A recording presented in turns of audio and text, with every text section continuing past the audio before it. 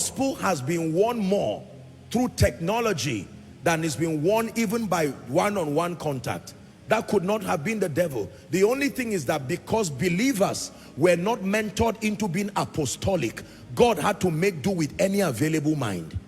I'm going to be telling you something about how God raises men. God's standard way of raising men is through the mystery of succession. So his program becomes ongoing from Abraham, Isaac, and Jacob.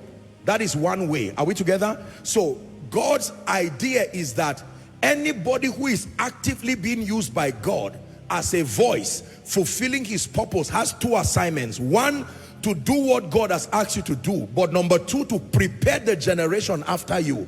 God is always a succession God. But now there are times where either because those like Eli, I'm sorry to say that, but like Eli, they failed to raise the next generation. That was a mistake of Eli.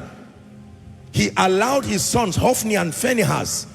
They did not learn the ways, the ordinances that made him a great priest like that.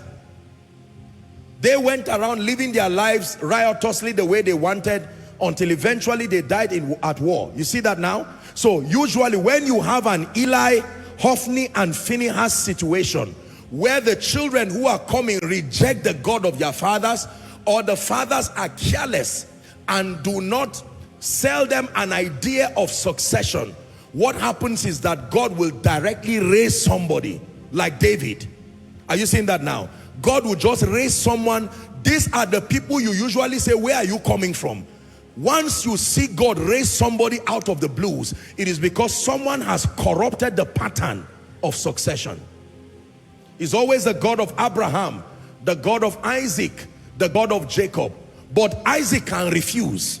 Jacob can refuse. Are we together? And God will respect them. But he will not, because of the carelessness of breaking the flow of succession, abort his program. So he will reach out anywhere he finds availability. And let me tell you this, if he cannot find those who are in the church, he will raise Cyruses and unbelievers. So don't be surprised when you see unbelievers carrying out divine mandates in technology, in banking, in business.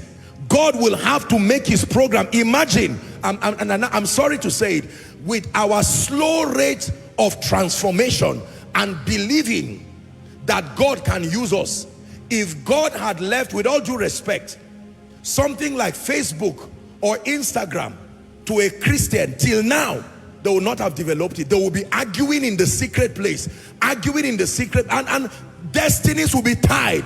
And so God will just make do and say, catch up later on. I have to use someone. May God never replace you. I say to you, may God never replace you. You know, sometimes we need to be careful when we insult unbelievers. Many of them have been used by God as instruments of mercy to bail us out. They are a testament that God loves all men, but he does not waste time. When you waste his time and you are becoming an interruption to his program, he will respect your slow rate of growth while he makes do with those who really understand his program, even though they may not acknowledge his person. Can I tell you the truth?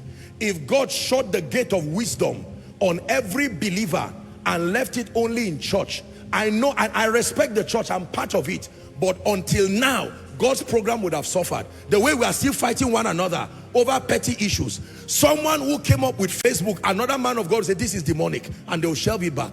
So God said, look, this is your drama.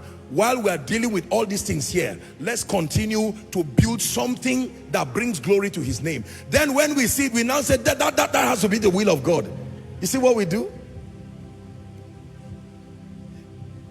The harder it is to agree with God's purposes, the more we waste his time and waste the time of many people. So God has made up his mind to use both believers and Cyruses. Now that's not his best option, but he has to make do it. He said, if you will not praise me, I will raise up stones. That's the mystery. Koinonia, I pray for you. May God not be tired of talking to you that he just leaves you and raises up a replacement. May God not be tired of challenging you May God not be tired of telling you you are really a financial apostle. Whilst you are there arguing and saying, God, is this right or wrong? God will say, you know what? I can't punish a widow who your manifestation was tied to the school fees of a child was tied to your manifesting. Since you have refused, I will leave you to be arguing for 5 years while I raise a CEO somewhere, whether he's a Muslim, whether he's a whatever. I will raise him to midwife your assignment until you finally agree with me. God for you. This is a strange part of God that most people will not easily agree. We have these sentiments that because we are Christians, we own God and he's only for us. God is not stupid. He's the God of all flesh. Did you hear what I said? It is an advantage that we are in the fold. But even in parenting, when a child makes up his mind to be foolish and to not cooperate with the parents, they love him, but there are things that need to be done. There are times that parents look at certain children, they give them a chance. It becomes clear that if they are to depend on those children, they will not have anything in the future. They can raise a house help, send that child to school, send that child whatever it is. Are we together? And you find out eventually that the person who is outside is doing very well. And sometimes they are even the ones who will now take care of the man in old age. That was not the best, but they have to make do with it.